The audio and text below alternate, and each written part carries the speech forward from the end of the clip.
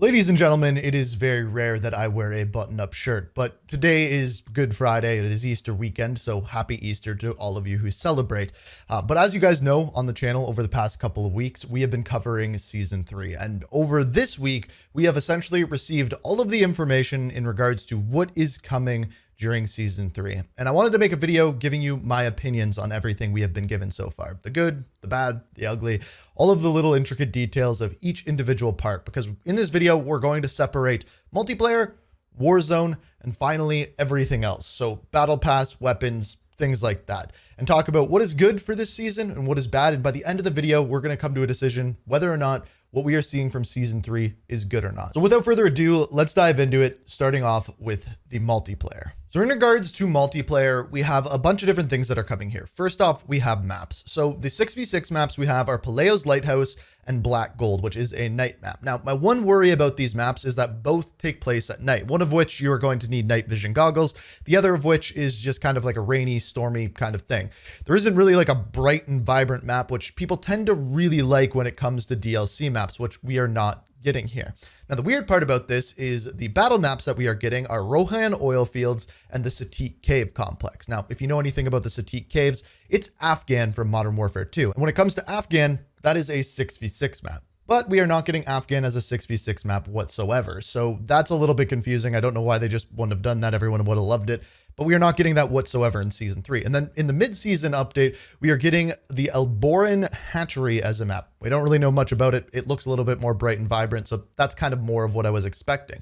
Now, on top of all of this, we are getting 4 gunfight maps: Black Site, Exhibit, Shipment, and Alley, all of which look pretty good. These are going to be gunfight. Now, as of right now, there is no news as to whether or not we are going to be getting gunfight tournaments or anything like that, so that is kind of up in the air.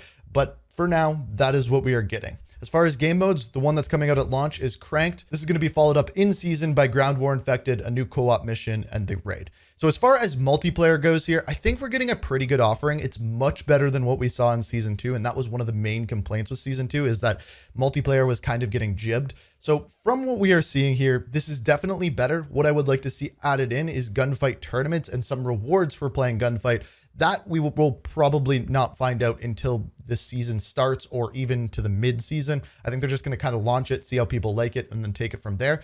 But overall, this is like a B in my books. The only thing that they could have done is added maybe one more 6v6 map that took place during the day and wasn't so dark and dingy. Other than that, I like what we are seeing here. Moving over into Warzone, the first thing that we have that is coming at launch is Warzone Al Mazrah Resurgence. So this is going to be 150 players on Al Mazrah with Resurgence active. This is pretty cool. I like this. This will be a lot of fun. People are going to get a lot of kills on this, and I think people are really going to enjoy it. The downside to this is one of the things that they announced at the Season 2 Reloaded update is that Warzone Ranked was coming in Season 3. Actually, they might have even announced that in Season 2, as well as Plunder. Now, these are not coming out with Season 3. They're coming out with Season 3 Reloaded, which has me a little bit worried just how the development of it is coming along. But what they did announce is a bunch of quality of life improvements. First of all, UAV towers are being added. If you've played DMZ, you know how these work. You go over, you hack them, they go online, and you get a temporary UAV within that area. That'll speed up the game. On top of that, tempered plate carriers. These are essentially a different type of vest that you can pick up that'll make it so that you can only equip 2 plates instead of 3, but you have the same amount of health. So you can equip plates faster, carry more plates, use less of them. It's a big thumbs up in my books. This was a perk in Warzone 1. This is coming back as a different thing. On top of that, redeploy drones coming to Al Mazrah. That is very good. A new gulag. Deployable buy stations are coming in the season, as well as perk packages, which you can buy at buy zones or you can find in game. Now, these are majority a quality of life improvements. So the game is going to be getting better. It's going to play better. But the worry I have is that, is it too late? People have already dropped off of Warzone 2, and with these updates coming in, are people just going to already be sick of the game and not even give it a chance? On top of this, they have mentioned that they are making an adjustment to sniper rifles. And of course, there's going to be your normal weapon tuning that comes with every single season.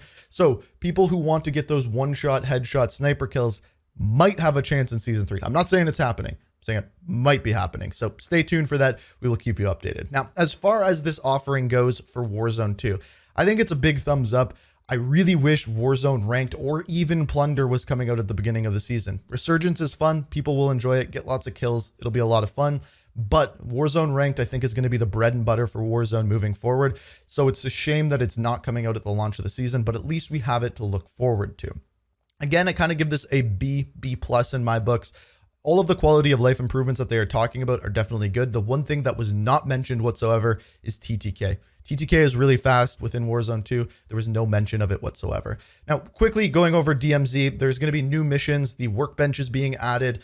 Active duty slots, which I kind of understand a little bit better. Basically, you can use one character if you're on an exfil streak. You can continue using that character, but if you're going in to do a mission that you might die with, you can use a different one and not ruin your streak. Pretty cool thing. And then bartering, so you can bring items to the buy zone. And when you do so, you can exchange them for other items. This will help you with challenges and things like that. That's good. Also, new backpacks. It's something that I didn't read, but is in the roadmap. So new backpacks are coming. I'm assuming they'll just be bigger. I don't know. Maybe you can carry more weapons in certain types of them, but those are coming as well. So DMZ, big plus in my books. They're not wiping this season, so you don't have to worry about that whatsoever. Season 4, maybe. We don't know. We'll have to wait and see. So far, all positive. Now we get into the microtransactions. So first off, we have the battle pass. So as far as the battle pass goes, we haven't seen everything that's inside it, but what we do know is that the operators that are in it are Task Force 141 operators. This is amazing. I'm going to say it already. This is probably going to be the best battle pass we've had so far. The only complaint I have about it, this really should have came out in season 1. Right after the campaign came out, there would have been way more interest in it, but hey.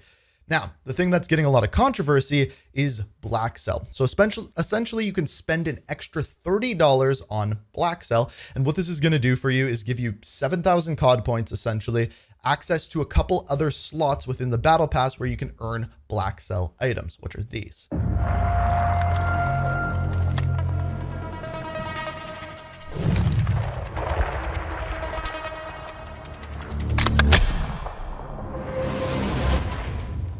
Now, these look really, really good. My only question is, why aren't they just a part of the battle pass to begin with? Do we need to spend extra money? The deal itself is good, and I'm probably going to get called a shill for saying that, but for 7,000 COD points, spending $30 is actually a pretty good deal. But it just like worries me as to where this goes moving forward. And we already have a battle pass. This isn't a free-to-play game. If this was a free-to-play game, I would say this is amazing, but it's not. It's a paid-for game. I guess Warzone's free-to-play. I don't know. There's a whole argument there. Maybe I should make a separate video about it. Let me know what you think down in the comments. As far as the new weapons that are coming, we have the FJX Imperium. We also have the Cronin Squall, which is a battle rifle. And then I think we have the Tech 9 coming within the season. I think there should be one more weapon. This is one of the downsides I see to this season. I think there should be one more weapon with the overall season challenge, which is going to be a trophy hunt, which I don't fully understand yet. Essentially, you kill people, you can pick up their trophies and exchange them for things. The biggest prize for that should be a weapon, in my opinion. But hey, I don't know how it's going to work yet. We'll have to wait and see. We also have our operators, which are Alejandro and Valeria. These are awesome. These should have been operators within season 1 or 2. I got bored with the other operators. A lot of people disagreed with me when I said that in previous videos, but hey, I did. And then, as I mentioned, the trophy hunt is coming. And then we also have at the mid-season update, another camo coming in, just like we saw with the Path of Ronin event. Big plus in my books. They should do more things like this. Camos are always good. You can use them on all weapons. So I really highly recommend that they do more of these things more often, not just once a season. So overall there, I think the Battle Pass looks awesome, which I haven't said in a really long time.